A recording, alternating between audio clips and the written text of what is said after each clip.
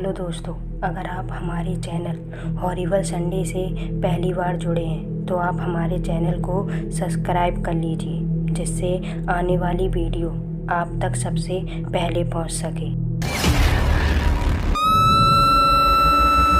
सुरेश एक middle class family से था। उसने हाल ही में दिल्ली के एक प्राइवेट कंपनी में काम शुरू किया था। सुबह जाना और शाम को घर वापस आना सुरेश का यही रूटीन डेली चलता था। ऐसे ही एक शाम ऑफिस में ज़्यादा काम होने की वजह से उसे घर आने में रात हो गई थी। तेज़ रफ्तार के साथ उसका स्कूटर दौड़ा चला जा रहा था। सुरेश को आज अजीब सा महसूस हो रहा था, क्योंकि रोज़ाना की तरह उस सड़क पर ज़्यादा वाहन नहीं थे। पूरी सड़क पर घना कोहरा छाया हुआ था कि तभी उसे ऐसा लगा जैसे कोई लड़की सड़क के किनारे खड़ी हो, लेकिन रफ्तार तेज होने की वजह से सुरेश ने स्कूटर आगे जाके रोका। जब उसने पीछे मुड़कर देखा तो वहाँ कोई नहीं था। सुरेश ने अपने आप से बड़बड़ाते हुए कहा, मुझे तो अभी ऐसा लगा था जैसे वहाँ कोई खड़ा हो। अपना वहम समझ के सुरेश आगे बढ़ गया।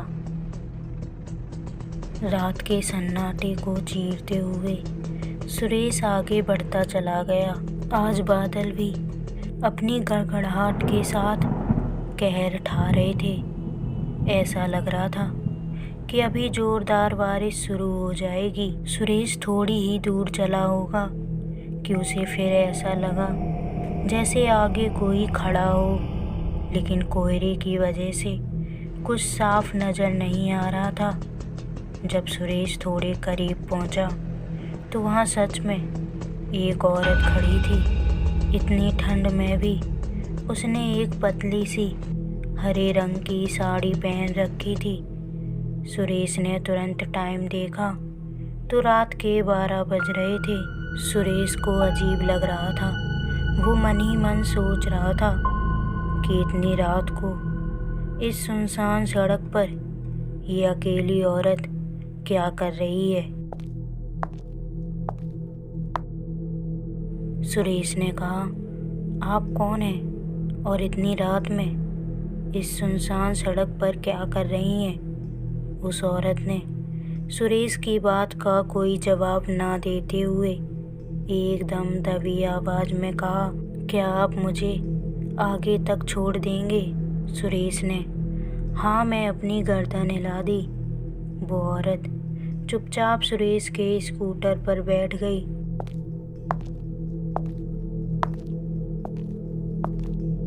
सुरेश भी चुपचाप स्कूटर चलाए जा रहा था। वो औरत एकदम शांत बैठी थी। काफ़ी देर चलने के बाद सुरेश ने कहा, मैडम आपको कहाँ उतरना है? लेकिन पीछे से कोई आवाज़ नहीं आई। सुरेश ने फिर पूछा, लेकिन पीछे से कोई आवाज़ ही नहीं आ रही थी। जब उसने पीछे देखा तो उसकी आंखें फटी की फटी रह गईं, क्योंकि पीछे कोई था ही नहीं।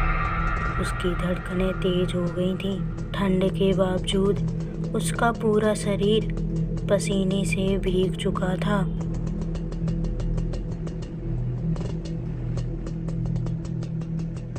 घर पहुंचते ही उसने राहत की सांस ली। खाना खाकर जब वो सोने के लिए अपने कमरे में आया तो उसे गर्दन पर दर्द महसूस हुआ। जब उसने देखा तो उसकी गर्दन पर नाखूनों से खरोंचने के निशान थे। सुरेश मन ही मन सोच रहा था कि हो ना हो ये उस औरत का ही काम है, लेकिन तब मुझे दर्द का एहसास क्यों नहीं हुआ। शायद मैं उस औरत के बस में आ गया था।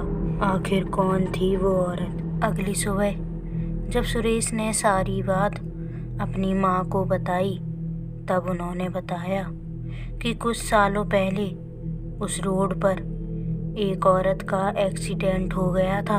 तब से उसकी आत्मा उसी सड़क पर भटकती है और लोगों से लिफ्ट मांगती है।